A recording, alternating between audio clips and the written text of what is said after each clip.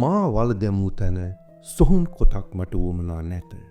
නමුත් ඔබ මා නමින් සොහොන් කොටක් ඉදි කරනවා නම් මේ වචන කීපය එහි ලියා තබන්න. මේ වැතිර සිටින මිනිසා ඔහු ජීවත්ව සිටි කාලයේ කළේ අපට සලකා බැලීමට යෝජනාවන් ඉදිරිපත් කිරීම පමණි. I need no gravestone, but if you need one for me, I wish the inscription would read, "He made suggestions, we have acted on them." Bertolt Brecht. නූතන නාට්‍ය කලාව ගැන කතා කරනකොට කිසිම විදියකින් මඟහරින්න බැරි නමක් තමයි බර්ටෝල්ට් බ්‍රෙක්ට්. වර්තමාන නාට්‍ය රචනයට, නිෂ්පාදනයට, අධ්‍යක්ෂණයට විතරක් නොවේ, නාට්‍ය රංගනයටත් බර්ටෝල්ට් බ්‍රෙක්ට් විසින් කර ඇති බලපෑම අතිවිශාලයි. ඔහු හඳුන්වා දුන් වේදිකා නාට්‍ය සම්ප්‍රදාය අද ලෝකයේ නාට්‍යකරුවන්ගේ ප්‍රධාන ප්‍රවණතාවයක් බවට පත් වෙලා තියෙනවා.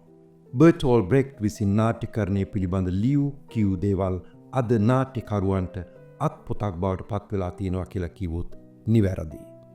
ඔහු නාට්‍යකරුවෙක් පමණක් නොවේ, අද්විතීය කවියෙක්. ඔහු කවි සහ ගීත 2000කට වැඩි සංඛ්‍යාවක් ලියා තියෙනවා. මේ සියල්ලටම වැඩිය බර්ටෝල්ට් බ්‍රෙක්ට් මිනිස් ඉතිහාසයේ ඉතාම දුෂ්කර සමයක ජීවත් වුණු ඒ ජීවිත අත්දැකීම් තම කලා මාධ්‍ය තුළින් එළිදරව් කරමින් මිනිස් සංහතියට සදා නොමැකෙන කලාකෘතීන් රැසක් දායාද කළ අද්විතීය කලාකරුවෙක් හැටියටයි ඉතිහාසගත වෙන්නේ. ඇත්තෙන්ම ඔහු වෙනස් කළේ වේදිකා නාට්‍යකරණය විතරක් නොවේ. ඔහු නාට්‍ය නරඹන්නා වේදිකා නාට්‍ය ප්‍රේක්ෂකයාත් වෙනස් කළ බව සඳහන් කළ යුතුයි. ඔහු මේ සියල්ලම කළේ එකම එක අරමුණක් වෙනුවෙන්. ඒ තමයි වඩා හොඳ ලෝකයක් නිර්මාණය කිරීමේ අපේක්ෂාවෙන්. ඉතින් මා හිතුවා අද ප්‍රදීපාගාරයෙන් මේ අපූරු කලාකරුවා ගැන කතා කරන්න. ඔහු ලියූ වේදිකා නාට්‍ය, ඔහු හඳුන්වා දුන් වේදිකා නාට්‍ය සම්ප්‍රදාය අදටත් වළංගුයි. අපේ රටේ වේදිකා නාට්‍ය පිළිබඳව නව ප්‍රබෝධයක් ඇතිවෙමින් පවතින මේ වකවානුවේ බර්ටෝල්ට් බ්‍රෙක්ට් පිළිබඳ කතිකාව ඉතාමත්ම කාලෝචිතයි කියලා මට හිතෙනවා. ඒ වගේම ඇසූ පිරූ මිනිහෙක් හැටියට මේ අද්විතීය කලාකරුවා ගැන දැන සිටීමත් ඉතාමත්ම වැදගත්. ඉතින් අද මේ වැඩසටහනින් අපි සොයා බලමු කවුද මේ බර්ටෝල්ට් බ්‍රෙක්ට් කියන කලාකරුවා කියලා. ඔහු රචනා කර නිෂ්පාදනය කළ වේදිකා නාට්‍ය පිළිබඳව කතා කරන ගමන්ම බර්ටෝල්ට් බ්‍රෙක්ට් ගොඩනැගූ ඒ නව නාට්‍ය සම්ප්‍රදාය නැතිනම් එපික් තියටර් නමින් හැඳින්වෙන ඒ නාට්‍ය සම්ප්‍රදායයේ මූලික ලක්ෂණ ගැනත් අපේ අවධානය යොමු කරමු. ඇත්තෙන්ම ඔහුගේ ජීවිත කතාවත් වේදිකා නාට්‍යයක කතාවක් වගේම අපූර්වයි, වර්ණවත්, සිත් කම්පා කරවන සුළුයි. ඉතින් බර්ටෝල්ට් බ්‍රෙක්ට් පිළිබඳ මේ කතාව පටන් ගන්න කලින් එක වචනයකින් ඔබ සැමට අපේ කියවන්නන්ගේ සයිබර් සංසදයේ සියල්ලන්ටම මගේ හදපිරි ස්තුතිය පුද කරන්න කැමතියි. ඔබ විසින් නාලිකාවට එකතු කරන කොමෙන්ට්ස්, ඔබේ අදහස් මා දැඩි ලෙස දිරිගන්වන බව කිව යුතුයි. ඉතින් ඔබට බොහොමත්ම ස්තුතියි. අප සමග රැඳී ඉන්න ඔබේ දූ දරුවන් එකතු කරගන්න. මා හිතනවා අපි මේ කතා කරන දේවල් බයක් හැකක් නැතුව අපේ දූ දරුවන්ටත් අහන්න සලස්වන්න පුළුවන් කියලා. ඉතින් එහෙමනම් අපි යමු රන්වන් පැහැයෙන් පීදෙන තිරිඟු යායවල් අතරින් ජර්මනියේ බවේරියානු ප්‍රාන්තයට බර්ටෝල්ට් බ්‍රෙක්ට් සොයාගෙන. ඉයුජින් බර්ටෝල්ට් ෆ්‍රෙඩරික් බ්‍රෙක්ට් උපදින්නේ 1898 පෙබරවාරි 10 වෙනිදා ජර්මනියේ අවුස්බර්ග් කියන කුඩා නගරේ. පසු කාලයක බර්ටෝල්ට් බ්‍රෙක්ට් නමින් අපි දැන හඳුනාගන්නේ මොහුවයි. 19 වෙනි සියවසේ අග්ගිසේ උපදින බර්ටෝල්ට් බ්‍රෙක්ට් ජීවත් වෙන්න සිදුවන්නේ ඉතිහාසයේ ඊටාම කලබලකාරී, ඇත්තෙන්ම ඊටාම විනාශකාරී යුගයක. මිනිස් ඉතිහාසයේ සිදුවුණු මහා ඛේදවාචකයන් රාශියක් හරහා තමයි බ්‍රෙක්ට්ගේ ජීවිතය ගෙවී යන්නේ. පළමු වන ලෝක යුද්ධය, දෙවන ලෝක යුද්ධය, ෆැෂිස්වාදය, සමාජවාදී විප්ලව, ඒ වගේම ධනවාදයේ සීඝ්‍ර නැංගීමක් දකින්නට ලැබෙන්නේ මේ යුගයේ. බර්ටෝල්ට් බ්‍රෙක්ට් සිද්ධ වෙනවා මේ සියල්ල අත්විඳින්න. ඉතින් මේ අත්දැකීම් තමයි ඔහුගේ කලා නිර්මාණවලට පාදක වන්නේ. බ්‍රෙක්ට් උපදින්නේ පෝසත් පවුලක. ඔහුගේ පියා අවුස්බර්ග් නුවර විශාල කඩදාසි කම්හලක පරිපාලකයෙක්. අගහිඟකම් වලින් තොර සැපවත් ළමා කාලයක් බර්ටෝල් බ්‍රෙක්ට් ලැබෙනවා. කොහොම නමුත් තමාගේ ළමා කාලය ගැන බ්‍රෙක්ට් පසු කාලයක ලියන්නේ මේ විදිහටයි. I grew up as a son of a well-to-do people. My parents put a collar around my neck and taught me the habit of being waited on and the art of giving orders. But when I had grown up and looked around me, I did not like the people of my class, and I left my class and joined the common people. මම පෝසත් පවුලක උපන්න බව ඇත්ත. මගේ දෙමාපියන් මට ඉගැන්වුවේ මගේ පන්තියේ අයෙක් හැටියට ජීවත් වෙන්න. නමුත් මට කුඩා කාලෙම තේරුණා අපේ පැලැන්තියේ තියෙන හිස් බව. මට මා ජීවත් වූ සමාජ පන්තිය අප්‍රසන්න වුණා. මා තීරණය කළා ඒ පන්තිය අත්හැර දමා සාමාන්‍ය මිනිසුන් ජීවත් වෙන සමාජයේ වැළඳ ගන්න.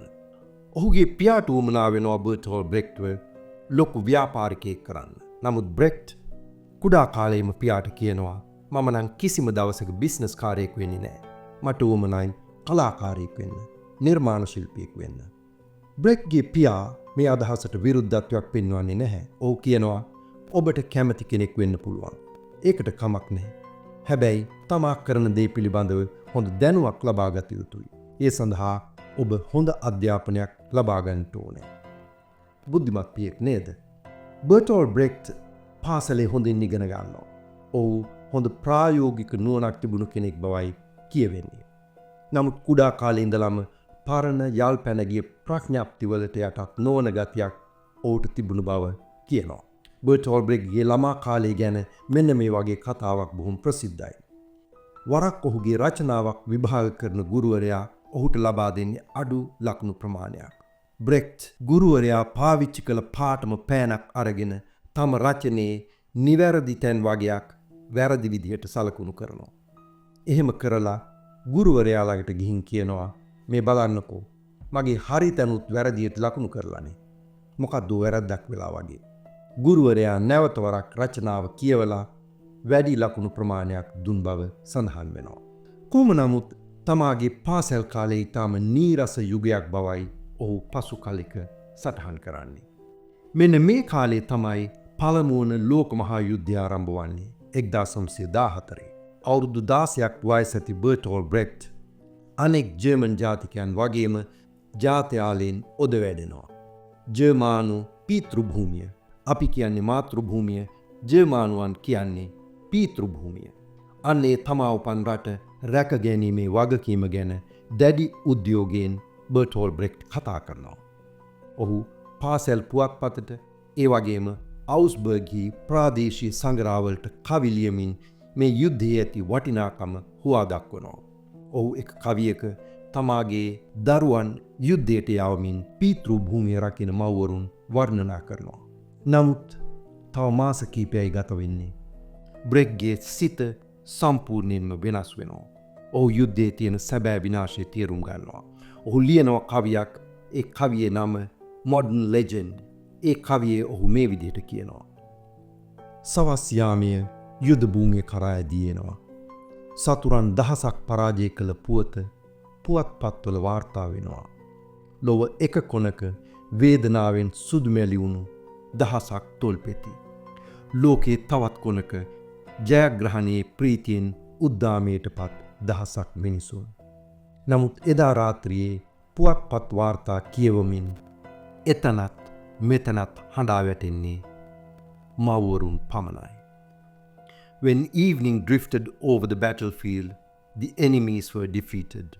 Ringing telegraph wires broadcast the news.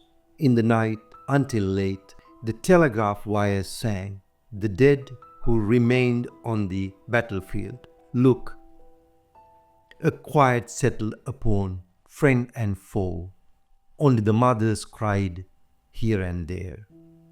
මේ කාලයේම බර්ටෝල් බ්‍රෙක්ට් පීතෘභූමිය රැක ගැනීමේ නාමයෙන් දහසින් මේ යන ජීවිත ගැන රචනයක් ලියනවා. මේ රචනයේ හේතුවෙන් ඔහුගේ පාසලේ බලධරයන් ඔහුව පාසලෙන් එළවා දමන්නට තීරණය කරනවා. කොහොම නමුත් යාන්තම් එක ගුරුවරයෙකුගේ මැදිහත්වීමෙන් ඔහු බේරෙනවා. 1917 පාසල අවසන් කරන බර්ටෝල්ට් බ්‍රෙක්ට් මියුනික් විශ්වවිද්‍යාලයට ඇතුළත් වෙනවා වෛද්‍ය විද්‍යාව හදාරන්න. බොහෝ විට ඔහු මේ විදිහේ තීරණයක් ගන්න ඇත්තේ ඔහුගේ පියාගේ සිත සතුටු කරන්න වෙන්න පුළුවන්.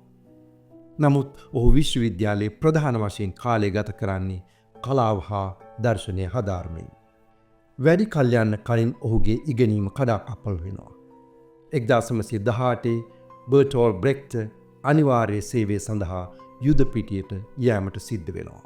ඔහු යවන්නේ යුද භූමියේ සෞඛ්‍යාංශයේ සේවය කරන සෙබළෙක් හැටියට. ඔහු වෛද්‍ය ශිෂ්‍යයෙක් නිසාත් වෙන්න පුළුවන්. කොහොම නමුත් යුද වෛද්‍ය නිලධාරියෙක් හැටියට ඔහුට යුද්ධයේ ඇති බිහිසුණුකම ඉතාම පැහැදිලිව දැක ගන්නට අවස්ථාවක් ලැබෙනවා. යුද්ධයේ නැසී යන ජීවිත, අතපය අහිමි වුණු සොල්දාදුවන්, අසරණ වූ ඔවුන්ගේ දූ දරුවන් මේ සියල්ල බ්‍රෙක්ට් යුද්ධය කියන්නේ කුමක්ද කියා හොඳින් පහදා දෙනවා. ඉතින් බ්‍රෙක්ට් මේ කාලේ ලියන කවි සහ රචනා තුලින් යුද්ධය නිර්දය ලෙස විවේචනය කරනවා. එක කවියක ඔහු කියනවා යුද්ධයේ නියත අවසානය පරාජය පමණක් බව. I confess that I have no hope. The blind talk about a way out. I see all mistakes have been used up. Our last companion will be nothingness. මේ අඳුරු යුගයේ මා තුළ කිසියම් හෝ බලාපොරොත්තුවක් නොමැති බව කිව යුතුයි. මේ සියලු පාපයන්ගේ අවසන අපට ඉතිරි වන්නේ හිස් බව පමණයි. යුද බිමේ රාජකාරිය අවසන් කරලා පෙරලා පැමිණෙන බර්ටෝල්ට් බ්‍රෙක්ට් අවුස්බර්ග් නුවර පුවත්පතක නාට්‍ය හා කලා විචාරකයෙක් හැටියට රැකියාව ආරම්භ කරනවා. ඔහු පවතින වේදිකා නාට්‍ය සම්ප්‍රදාය නිර්දය ලෙස විවේචනය කරනවා. ඒ වේදිකා නාට්‍ය නීරස අලස කලා නිර්මාණයන් හැටියටයි ඔහු දකින්නේ. ඇත්තෙන්ම ඒ විවේචන මොනතරම් තද බලද කියනවා නම් ඒ කාලේ හිටපු ප්‍රබල නාට්‍යකරුවන් බර්ටෝල්ට් බ්‍රෙක්ට් කෙරේ දැඩි ලෙස කුපිත වෙනවා. ඔහුට විරුද්ධව නඩු දමනවා. උසාවිය විසින් බ්‍රෙක්ට් ලොකු දඩයක් ගෙවීමට නියම කරනවා. තමාගේ පුතාගේ සහයට ඉදිරිපත් වන බ්‍රෙක්ට්ගේ පියා ඒ දඩය ගෙවලා ඔහුව නිදහස් කරගන්නවා. මේ අතරම තවත් දෙයක් කිව යුතුයි. ඒ මේ කාලේ බ්‍රෙක්ට්ගේ ජීවනචර්යාව හා ඇඳුම් පැළඳුම් ගැන. ඒ කාලේ කවුරුත් අඳින පළඳින විදිහට නොවේ බ්‍රෙක්ට් අඳින්නේ පළඳින්නේ. හරිම අමුතුයි. දැන් කාලේ අපි කියන්නේ බොහිමියන් විදිහට ජීවත් වෙනවා කියලා. සමහරු ඔහුට සරදම් කරනවා ඔහු අඳින්නේ හරියට කාර් හදන කම්කරුවෙක් වගේ කියලා. කාමිකෑනික් කෙනෙක් වගේ කියලා. රැවුල හරියට කපන්නේ නැහැ. පිළිවෙලකට ඇඳුමක් අඳින්නේ නැහැ. ඉරුණු හම් කෝට් එකක් ඇඳලා ලොකු සුරුට්ටුවක් මුව රඳවාගෙන තමයි බ්‍රෙක්ට්ව නිතර දකින්න ලැබෙන්නේ. කලාකරුවන්ගේ ජීවන රටාව ගැන අපට කිසිවක් කියන්න බෑ නේද? ඔවුන් කලාකරුවෝ. ඔවුන්ට මේ විදිහේ ෆැෂන් හරියටම ගැලපෙනවා කියලත් මට වෙලාවකට හිතෙනවා. කොහොම නමුත් 1919 යුද්ධය අවසන් වෙලා බ්‍රෙක්ට් බර්ලින් නුවරට යනවා. ප්‍රථම වතාවට බර්ලින් වගේ විශාල නගරයකට එන බර්ටෝල්ට් බ්‍රෙක්ට් ඒ නාගරික සමාජයේ තමාගේ කලා කටයුතු වලට හොඳ තෝතැන්නක් බව වැටහි යනවා. ඔහු ආරම්භ කරනවා තමාගේ ප්‍රථම නාට්‍යයේ කටයුතු. නාට්‍යයේ නම බාල්. මේ නාට්‍යය ඔහු කතා කරන්නේ කවියෙක් ගැන. සමාජ නීති රීති නොතකන, චර්යාධර්ම නොසලකන, නිදහස ස්වාධීනත්වය සොයා යන තරුණ කවියෙක් ගැන. ඇත්තෙන්ම බාල් කියන්නේ පෞරාණික ග්‍රීක සාහිත්‍යයේ අසභ්‍ය සහ අසම්මතය සංකේතවත් කරන චරිතයක්. සැබවින්ම අපට හිතෙනවා බර්ටෝල්ට් බ්‍රෙක්ට් මේ ප්‍රතිරූපණය කරන්න උත්සාහ කරන්නේ තමාවමද කියලා.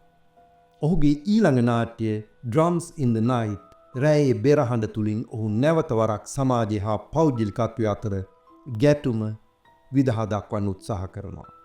ඇන්ඩ්‍රියාස් ක්‍රැග්ලර් කියන සොල්දාදුවා පළමු ලෝක යුද්ධයේදී ආගියතක් නැති වෙනවා. වසර ගණනාවකට පස්සේ ඔහු නැවතත් උපන් නගරයට එනවා. ඔහුට පේනවා හැම දෙයක්ම වෙනස් වෙලා. ඔහු පෙම් කළ පෙම්වතිය පවා වෙනත් අයෙක් සමග පෙමින් වෙලිලා. මෙන්න මේ කාලේ නගරේ කම්කරු අරගල පැන නගිනවා. ඇන්ඩ්‍රියස් මේ අරගල වලට සම්බන්ධ වෙනවා. ඔහුගේ පෞද්ගලික ජීවිතයේ අරමුණු හා පොදු සමාජ අරමුණු අතර ගැටුම තමයි මේ කෘතියට පාදක වන්නේ. මේ කාලයේ බර්ටෝල් බ්‍රෙග්ගේ කලා ජීවිතයේ ඉතාම වැදගත් සිදුවීමක් දකින්නට පුළුවන්.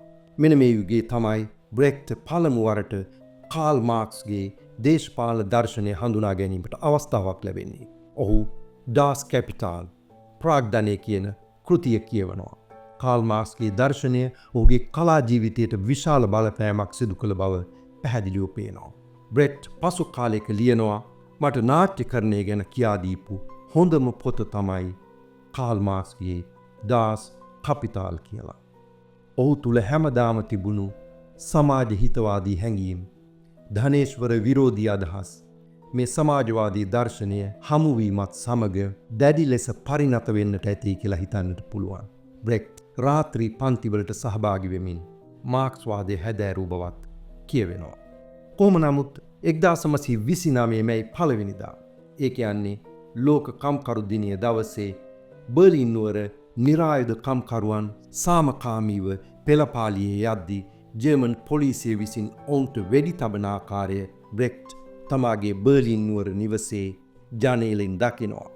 ඔහුගේ මිතුරන් කියන ආකාරයට මේ සිදුවීම බ්‍රෙග්ට් කොමියුනිස්ට් වාදයේ දෙසට ඇද ගැනීමට හේතු ප්‍රධානතම සිදුවීම විය යුතුයි. 1928 බර්ටෝල් බ්‍රෙග්ට් තමාගේ ප්‍රධානතම වේදිකා නාට්‍යයක් වන The Three Penny Opera ගීත නාටකයේ මියුසිකල් එකේ වැඩ කටයුතු පටන් ගන්නවා. මේ කතාවේ තේමාව තුලින් පැහැදිලි වෙනවා බ්‍රෙග්ට්ගේ පූර්ණ වශයෙන් පරිණත වූ සම්පූර්ණයෙන්ම වෙනස් වූ ජීවිත දර්ශනය. ඔහුගේ සමාජ දර්ශනය. මේ කෘතියෙන් බ්‍රෙග්ට් ධනවාදය හාස්‍යයට ලක් කරනවා පමණක් නොවේ, ධනවාදයේ මගින් මිනිස්සාර ධර්ම වනසා දමමින් සමාජ විෂමතා පුළුල් කරන ආකාරය පෙන්눔 කරනවා. තවත් වැදගත් දෙයක් තමයි මේ The Three Penny Opera නාට්‍ය බ්‍රෙග්ට් තමාගේම නාට්‍ය කණ්ඩායමක් ගොඩනගා ගැනීමට අවස්ථාව ලබා දෙනවා. අද අපි කියන විදිහට ඩ්‍රීම් ටීම් එකක් ගොඩනගා ගැනීමට උපකාර වෙනවා. සුවිශේෂ රංගනයෙන්, සංගීතයෙන් වගේම සිත් ඇදගන්නා වේදිකා සැලැස්මෙන් යුක්ත වුණු මේ Three Penny Opera නාටකය එදා හොඳ ආර්ථික සාර්ථකත්වයක් ලබනවා. මේ නාට්‍ය ප්‍රේක්ෂකයන් වගේම විචාරකයන්ගේ ඉහළ පිළිගැනීමට ලක් වෙනවා. අවුරුද්දක් ඇතුළත 300 වතාවක් ප්‍රදර්ශනය කරන මේ නාට්‍ය බ්‍රෙග්ට් යුරෝපයේ නම් දැරූ කලාකරුවෙක් බවට පත් කරනවා. බර්ටෝල් බ්‍රෙග්ගේ කලාත්මක පදනම ගැන කතා කරනවා නම් ඔහු විශ්වාස කරනවා සෑම කලාවක්ම දේශපාලනික විය යුතු බව. ඔහු නිතර කියන වාක්‍ය ඛණ්ඩයක් තමයි For art to be unpolitical means only to ally itself with the ruling group. දේශපාලනික නොවන කලාවක් ඇත්නම් එය පාලක පන්තිය හා ඈඳුණු කලාවක් පමණක්මය. මෙන්න මේ පදනමේ ඉඳගෙන තමයි බ්‍රෙග්ට් නව නාට්‍ය සම්ප්‍රදායක් ගොඩනැගීමට උත්සාහ කරන්නේ. ඔහුට උවමනා වෙන්නේ වේදිකාව මත රංග දක්වන කතාවක් මගින් හෙළි කරන සත්‍යතාවයට ප්‍රේක්ෂකයා අවදි කිරීමයි. බ්‍රෙග්ට් හඳුන්වා දුන් මේ අලුත් නාට්‍ය සම්ප්‍රදාය, නාට්‍ය න්‍යාය ගැන අපි පසුව විස්තර සහිතව කතා කරමු. ඉතින් නාට්‍ය රචකයෙක් හා කලාකරුවෙක් හැටියට බර්ටෝල් බ්‍රෙග්ගේ පරිවර්තනය ගැන කතා කරද්දී මේ කාලයේ ජර්මනියේ සිදුවන දේශපාලන වෙනස්වීම් ඉතාමත්ම වැදගත්. 1930 සැප්තැම්බර් මාසයේ ජර්මනියේ නාසිවාදී පක්ෂය බලය අල්ලා ගන්නවා. 1933 ඒ පක්ෂයේ නායකයා හැටියට ඇඩොල්ෆ් හිට්ලර් ජර්මනියේ පාලකයා වශයෙන් පත් වෙනවා. තමාගේ කලා නිර්මාණ තුලින් පමණක් නොවේ, සමාජ හා දේශපාලන කතිකාවලින් බර්ටෝල් බ්‍රෙග්ට් මේ වෙනකොටත් ජර්මනියේ රහස් ඔත්තු සේවාවන්ට අවශ්‍ය කරන චරිතයක් වෙලා අවසానයි. 1933 පෙබරවාරි 27 වෙනිදා රයිස්ටාග් නැතිනම් ජර්මන් පාර්ලිමේන්තු ගොඩනැගිල්ල ගිනි ගන්නවා. මේ කටයුත්ත හිට්ලර්ගේ කණ්ඩායමේම වැඩක් කියන එක ප්‍රසිද්ධ රහසක්. කොමියුනිස්ට් වාදීන් විසින් මේ සිදු කළ බවට චෝදනා කරමින් ඔවුන් අත්අඩංගුවට ගනිමින් ඔවුන් දඩයන් කිරීමයි මෙහි පරමාර්ථය වන්නේ. එදා රාත්‍රියේම 4000කට වැඩි කොමියුනිස්ට් පක්ෂ සමාජිකයන් පිරිසක් සිරබාරයට ගත් බව සඳහන් වෙනවා. ඉතින් තව දුරටත් ජර්මනියේ රැඳී සිටීම අවදානම් බව තේරුම් ගන්න බ්‍රෙග්ට් තමාගේ බිරිඳ හෙලෙනා වයිගල් සහ ඔහුගේ පුත් ස්ටෙෆාන් සමග ඔහුගේ මිතුරන්ගේ උදව්වෙන් චෙක් ජනපදයේ ප්‍රාග් නුවරට පැන යනවා. මෙන්න මේ විදිහට තමයි බ්‍රෙග්ගේ ජීවිතේ ඊටම දිගු කාලයක අස්ථාවර ජීවිතය. අයාලේ ඉබාගාතේ තැනින් තැන්ට පැන යමින් සැඟවී ජීවත් වන කාල පරිච්ඡේදය ආරම්භෙන්නේ. ප්‍රාග් නුවරින් පස්සේ ඔහු ඩෙන්මාර්කයට පැන යනවා. ඉන් පස්සේ ස්වීඩනයට. හිට්ලර්ගේ හමුදා ඔවුන් පසුපස හඹා එද්දී ඔවුන් ස්වීඩනයේ නෝර්වේ රාජ්‍යයටත් පසු ෆින්ලන්තයේ හෙල්සින්කි නුවරටත් පැන යමින් ඊටම දුෂ්කර ජීවිතයක් ගත කරනවා. මේ කාලේ බ්‍රෙග්ට් ලියනවා. The house painter is about to conquer the world. මේ උමතු මිනිසාගේ ලෝකය යටත් කර ගැනීමේ උමතු සිහිනය පටන්ගෙන අවසానයි කියලා. තමා හුදකලාව නන්නාඳුනන රටවල සැරිසරණාකාරයේ බ්‍රෙග්ට් මේ විදිහට කවියට නංගනවා. I was in a city and discovered that the street signs and the names were in German, soaking wet. I woke up and with relief I saw the pitch dark ferry outside through the window, and then I knew I was in a foreign country. German basin ලියවුණු මඟ සලකුණු දකින මගේ හිත මොහොතකට පහන් වෙනවා. මම සිහිනෙන් අවදි වී දැස් විවර කර බලනවා. ඝන කළුවර මැද මට ඈතින් තොටුපළ පේනවා. මා තවමත් වෙනත් රටක රැඳී සිටින බව මට පසක් වෙනවා. මේ කාලේ බර්ටෝල් බ්‍රෙග්ට් ලියන කවියක සරල අනුවාදයක් ඉදිරිපත් කරන්න මට අවසර දෙන්න. මේ කවියේ නම On Leaving, පැන යාම. මම කබාය ඇඳගතිමි. එදා නිදහසේ හැඩවැඩ වෙමින් කබාය ඇඳගත් සාමකාමී කාලයේ ගෙවී ගොසේ. මා හැර යන විට නුවර නිසංසල විය. යුද්ධයක් ඇරඹෙන්නේ මේ අන්දමටයි. ගේ දොර තවමත් බිඳී ගොස් නැත. නමුත් ජීවිත බිඳී ගොස් අවසන්. දවසක ඔවුන් අසනු ඇති. ගේ ගිනි ගනිද්දී ඔබ පලා ගියේ ඇයි? කෝබේ දේශ ප්‍රේමීත්වය. වෙනත් රටක සිට මා මෙසේ ලියමි. ඔව්, යුද්ධය මා පසුපස හඹාවිත් නැත. නමුත් යුද්ධය මට දිනපතා පණිවිඩේවයි. I packed my coat last. I had learned the shape of my shoulders in calmer years. Later, they will ask why I did not remain, as if the burning house were a test of loyalty and not of reason. I write this from elsewhere. The war has not followed me, but it sends letters every day. රටකින් රටකට පැන යමින් Bertolt බ්‍රෙග්ට් මේ සියලු කාලය පුරා නාට්‍ය රචනය අත් නොහැර කරගෙන යනවා. ඔහු ලියා ඇති අද්විතීය කෘතීන් ලෙස සැලකෙන රචනාවන් රැසක් ලියවෙන්නේ මෙන්න මේ යුගයේ. Mother Courage and Her Children, දිරිය මව සහ ඇගේ දරුවන්, Life of Galileo, ගැලිලියෝගේ ජීවිතය, The Good Person of Sichuan, සිචුවාන් නුවර යහපත් මිනිසා වැනි උත්කෘෂ්ඨ කෘතීන් ගණනාවක් ලියවෙන්නේ මෙන්න මේ කාලවකවානුවේකි. යුද්ධයේ බිහිසුණුකම, මිනිස් ජීවිතයේ අරමුණු, ජීවිතයේ පරමාදර්ශය වැනි අනේක විද ගැඹුරු සාරධර්ම ප්‍රශ්න කරමින් ලියවුණු මේ කෘතීන් අදත් ලෝ පුරා වේදිකා නාට්‍ය ශාලාවල රංග දැක්වීමම ඒවායේ උත්තරීතර බවට සාධකයක් බව කිව යුතුයි. යුරෝපයේ තවදුරටත් ජීවත් විය නොහැකි බව හැඟෙන බ්‍රෙග්ට් ඇමරිකාවට යාමට වීසා බලපත්‍ර බලාපොරොත්තුවෙන් ෆින්ලන්තයේ හෙල්සින්කි නුවර කල් බලමින් සිටින අතර 1938 රචනා කරන Life of Galileo, ගැලිලියෝගේ ජීවිතය මීට හොඳම උදාහරණයක්. වතිකානුවේ ජීවත් වූ අද්විතීය විද්වතෙක් වූ ගැලිලියෝ ගැලලි ටෙලස්කෝපයෙන් නිපදවමින් තාරකා හා ග්‍රහලෝක භ්‍රමණය වන ආකාරය නිරීක්ෂණය කරනවා. මේ හෙළිදරව්ව එදා නිකොලස් කොපර්නිකස් නම් වූ විද්‍යාඥයාගේ සෞරග්‍රහ මණ්ඩල න්‍යාය heliocentricism theory තහවුරු කරන ප්‍රධාන සාධකයක් වෙනවා.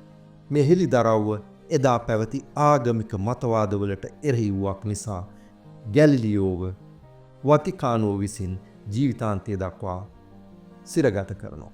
ඔහු සිටි සිරගෙදරට පැමිණෙන තමාගේ සිසුවකු හරහා තමා හෙළි කළ සියලු සොයා ගැනීම් ගැලිලියෝ රහසිගතව පිටත ලෝකයා වෙත ලබා දෙනවා. ගැලිලියෝගේ මේ ක්‍රියාවන් ඔහුගේ සිසුන් මහා වීර ක්‍රියාවක් ලෙස සලකද්දී ගැලිලියෝ තමා කළ කිසිවක් වීරත්වයක් හැටියට සලකන්නේ නැහැ. ඔහු කියනවා මා මේ කරන හැම දෙයක්ම මගේ හෘදේ සාක්ෂිය නාමයෙන් මා කරන දේවල් කියලා. ඉතින් මේ කෘතියෙන් බර්ටෝල් බ්‍රෙක්ට් කතා කරන්නේ විද්‍යාවේ කාර්යභාරය ගැන. විද්‍යාඥයාගේ වගකීම සම්බන්ධව. මොනතරම් සර්වකාලීන අදහසක්ද නේද? ඇත්තෙන්ම මේ සංකල්පයේ ඇති හරය අද සමාජයට මොනතරම් ගැළපෙනවාද යන සලකා බැලීම ඉතාමත්ම වටිනවා. විද්‍යාවේ කාර්යය, විද්‍යාඥයාගේ වගකීම, විද්‍යාඥයාගේ හෘද සාක්ෂිය. ඉතින් 1941 ඇමරිකානු වීසා ලබාගෙන බ්‍රෙක්ට් ඇමරිකාවේ පදිංචියට යනවා. ඇමරිකාවේ ජීවත් වූ කාලය තුල ඔහුට නාට්‍ය ශිල්පියෙක් හැටියට නිර්මාණකාරී යෙදීමට අවස්ථාවක් ලැබෙන්නේ නැහැ. මුලින් ඔහු යම් සුළු රැකියාවන් වල යෙදෙමින් ජීවිතේ ගැට ගහ ගන්නවා. කෙසේ වත් ඔහු ලියූ කවි වලින් විශාල සංඛ්‍යාවක් ලියවෙන්නේ මෙන්න මේ කාලේ. ඒ වගේම බ්‍රෙක්ට් හොලිවුඩ් තිර රචකයෙක් හැටියටත් වැඩ කළ බව කියවෙනවා. 1947 බර්ටෝල් බ්‍රෙක්ට් ගැලිලියෝ නාටකය ඇමරිකාවේදී නිෂ්පාදනය කරනවා. මේ කලා නිර්මාණය කෙරේ ඔහුව ප්‍රධාන වශයෙන් පොළඹවන්නේ දෙවන ලෝක යුද්ධයේ අවසාන භාගයේ 1945 ඇමරිකානුවන් විසින් ජපානයේ හිරෝෂිමා සහ නාගසාකි නගරවලට පරමාණු බෝම්බ ප්‍රහාර එල්ල කිරීමයි. විද්‍යාව විසින් මිනිසා පාවා දීම තුලින් නැති කරන කම්පනය තමයි බ්‍රෙක්ට් මේ නිර්මාණය කිරීමට ආවේගය ලබා දෙන්නේ. කොහොම වුණත් නිව්යෝක් නුවර රඟ දක්වන ගැලිලියෝ නාටකය ලොකු සාර්ථකත්වයක් ලබන්නේ නැහැ. ඇමරිකාවේ ජීවත් වූ කාලයේ ඔහු විසින් රචනා කරන ලද හුණුවටේ කතාව The Caucasian Chalk Circle ඔහුගේ කෘතීන් අතර අග්‍රගාමී නාට්‍යයක් හැටියට සැලකෙනවා. මේ කෘතියට පාදක වන්නේ චීන ජනකතාවක්. බ්‍රෙක්ට් සෝවියට් දේශයේ සමූහ ගොවිපලක සිදුවීමක් පසුතල කරගෙන හුණුවටේ කතාව ගොඩනගනවා. කවුරුන් හෝ විසින් වීසි කර දමා තිබුණු බිලිඳකු තරුණ ගෘහණියක විසින් අහුලා ගන්නවා. මේ ගෘහණියගේ නම ගෘෂා වෂ්නාද්සේ. ඇය මේ බිලිඳා ආදරයෙන් හදා වඩා ගන්නවා. අවුරුදු ගානකට පස්සේ වෙනත් ගැහැණියක් ඒ දරුවා තමාගේ බව සැලකරමින් දරුවාගේ අයිතිය වෙනුවෙන් උසාවියේ නඩු විභාගයක සිදුවීම් පෙළක් මේ නාට්‍ය තුලින් අපට දැක ගන්නට ලැබෙනවා. මේ නඩු විභාගයේදී විනිශ්චයකරු හුණුවටයක් ඇඳලා දරුවා ඒ තුල තබලා ගැහැණුන් දෙදෙනාට දරුවා දෙපැත්තට අදින්න නියෝග කරනවා. තමාගේ පැත්තට ඇදගත් අයට තමයි දරුවා අයිති වන්නේ. මේ කඹ ඇදිල්ල තුලින් යුක්තිය, සාධාරණත්වය, මාතෘත්වය හා දාරක ප්‍රේමිය විදහා දක්වන්නයි බ්‍රෙක්ට් උත්සාහ කරන්නේ. 1947 බර්ටෝල් බ්‍රෙක්ට් තමාගේ ජීවිතය ගලවාගෙන ඇමරිකාවෙන් පැන යන්නට සිද්ධ වෙනවා. පුදුමය කියන්නේ ජර්මනියෙන් පැන යන්නට සිද්ධ වෙච්ච කාරණියමයි මෙවර ඇමරිකාවෙන් පැන යන්න බ්‍රෙක්ට් හේතු වන්නේ. ඒ කාලේ ඇමරිකාවේ විශාල මාක්ස්වාදී විරෝධයක්, කොමියුනිස්ට්වාදී විරෝධයක් පැන නගිනවා. ඇමරිකානු රජය කොමියුනිස්ට්වාදීන් පසුපස හඹා යමින් දඩයම් කරන්න පටන් ගන්නවා. ඇමරිකානු අධිකරණයේ ඉදිරියේ තමාගේ නිවැරදි බව ඔප්පු කරන්න බ්‍රෙක්ට් සිද්ධ වෙනවා. දැන් දෙවන ලෝක යුද්ධය අවසන්. තමාගේ ජීවිතයේ ඉදිරියට කරගෙන යන්න ඔහුට අවස්ථා දෙකක් ලැබෙනවා. තැන් දෙකකින් ආරාධනා ලැබෙනවා. එකක් තමා උපන් බටහිර ජර්මනිය. දෙවැනි තැන තමයි නැගෙනහිර ජර්මනිය. ඔබ දන්නවා දෙවන ලෝක යුද්ධයෙන් පස්සේ ජර්මනිය දෙකඩ වෙලා සමාජවාදී නැගෙනහිර ජර්මනිය ගොඩනැගෙනවා. බර්ටෝල් බ්‍රෙක්ට් සමාජවාදී නැගෙනහිර ජර්මනිය තෝරා ගන්නවා. යුද්ධයෙන් පස්සේ තම මවුරට අපි අර මුලින් කිව්වා වගේ ජර්මානුවන් කියන හැටියට තම පීතෘ භූමිය පිළිබඳ හැඟීම් ඔහු මේ විදිහට කවියට නංවනවා. The city of my fathers, how can I find it? Following the swarms of bombers I came home. Where does it lie yonder, where huge mountains of smoke arise? There in the flames it stands, the city of my fathers. How will it receive me? මගේ පීතෘ නිජබිම කෙසේනම් මා ඒ භූමිය සොයාගන්නද? බෝම්බ ප්‍රහාරවලින් ගිනිබත් වූ වගුරු බිම්වලින් දුම් කඳු නැගෙන ඒ භූමිය, ගිනිගෙන දැවෙන ඒ මගේ පීතෘ භූමිය කෙසේනම් ඔහු මා පිළිගනිවිද? ඉතින් 1948 බ්‍රෙක්ට් තම බිරිඳ හෙලේනා වයිගල් සමග නැගෙනහිර ජර්මනියට එනවා ඔහුගේ අලුත් ජීවිතය ආරම්භ කරන්න. සමාජවාදී ජර්මනිය ඔහුට බර්ලින අන්සාම්බල් නම් වූ ජර්මනිය ප්‍රධාන නාට්‍ය රංගහලේ අධිපති පදවිය ලබා දෙනවා. 1950-56 ඇතුළත ඔහු ඉතාම කාර්යශූරී විදිහට වැඩ කරනවා. තමා විසින් රචනා කළ බොහෝ වේදිකා නාට්‍ය ඔහු නිෂ්පාදනය කරනවා. ඔහුට තමා මෙතෙක් ලියූ නාට්‍ය රංග දැක්වීමට අමතරව තමා ගොඩනැගූ වේදිකා නාට්‍ය න්‍යායන් අත්හදා බැලීමටත් මේ අන්දමින් අවස්ථාව ලැබෙනවා. බර්ලින අන්සාම්බල් රංගහල යුරෝපයේ පමණක් නොව ලෝ පුරා සංචාරය කරනවා. ලෝක ප්‍රකට කීර්තියක් ලබා ගන්නවා. 1956 ගැලිලියෝ නාටකය එංගලන්තයේ සංචාරයකට රැගෙන යාමට ඔහුට ආරාධනයක් ලැබෙනවා. බ්‍රෙක්ට් ඉතාම මහන්සියෙන් වැඩ කරනවා මේ සංචාරය සඳහා. මේ කාලයේ බ්‍රෙක්ට්ගේ සෞඛ්‍ය තත්ත්වය දුර්වල වෙන්න පටන් ගන්නවා. ඒ ගැන නොසලකා ඔහු පුහුණුවීම් වලට නොවර්ධවාම වෙනවා. 1956 අගෝස්තු 10 වෙනිදා තමයි ඔහු අවසන් වරට බර්ලින අන්සාම්බල් රංගහලට එන්නේ. තව දින 4කින් බර්ටෝල් බ්‍රෙක්ට් අවසන් හුස්ම හෙළනවා. මිය යන විට ඔහුගේ වයස අවුරුදු 58ක් පමණයි. බර්ටෝල් බ්‍රෙක්ට් විසින් ලෝක නාට්‍ය කලාව වෙත ලබා දුන් ප්‍රධානතම දායාදයේ හැටියට සැලකිය හැක්කේ ඔහු විසින් ඉදිරිපත් කළ දේශපාලන වේදිකා නාට්‍ය නැතිනම් පොලිටිකල් තියටර් කියන සංකල්පය කියලා කියන්නට පුළුවන්. බ්‍රෙක්ට් විශ්වාස කළා වේදිකා නාට්‍යයේ හුදු රසවින්දනය සඳහා පමණක් සීමා නොවිය යුතු බව. නාට්‍ය කලාව මිනිසා වෙනස් කිරීම සඳහා, මිනිස් සමාජය වෙනස් කිරීම සඳහා, මිනිස් සමාජය වඩා යහපත් තැනක් කිරීම සඳහා යොදාගත යුතු බව බ්‍රෙක්ට් තරයේ විශ්වාස කරනවා. මෙන්න මේ කාර්යයේදී සාම්ප්‍රදායික නාට්‍ය ක්‍රමයේ වෙනුවට නව නාට්‍ය කලාවක් අවශ්‍ය බව බ්‍රෙක්ට් තේරුම් ගන්නවා. අනේ නිසා තමයි ඔහු එපික් තියටර් කියන සංකල්පය ඉදිරිපත් කරන්නේ.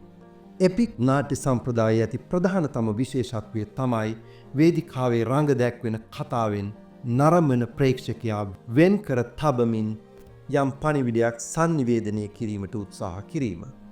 බ්‍රෙක්ට් විශ්වාස කරනවා ප්‍රේක්ෂකයා වේදිකා නාට්‍යයේ සිදුවන සිදුවීම් සමග හැඟීම් වලින් බැඳීම ඔහුගේ බුද්ධිමය අධ්‍යයනයට බාධාවක් කියලා.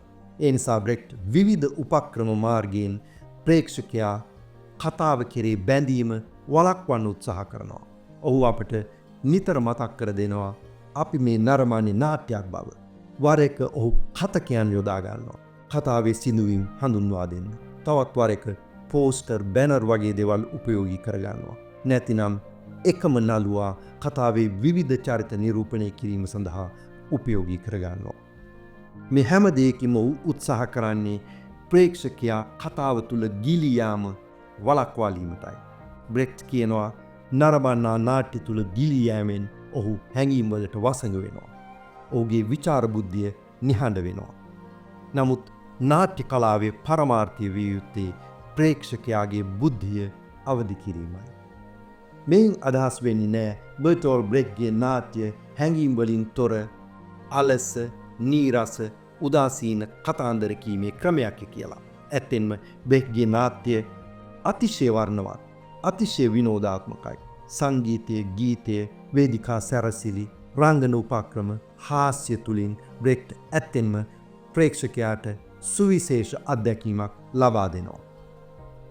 ඉතින් විශ්ව කලා සම්ප්‍රදායන්ගේ පතාක යෝධයෙක් හැටියට නැංගී සිටින බර්ටෝල් බ්‍රෙක්ට් පිළිබඳ මේ ලුහුඬු හැඳින්වීම ඔහු විසින් දෙවන ලෝක යුද්ධය පිළිබඳව ලියූ කවියකින් අවසන් කිරීම සුදුසුය කියලා මා හිතනවා.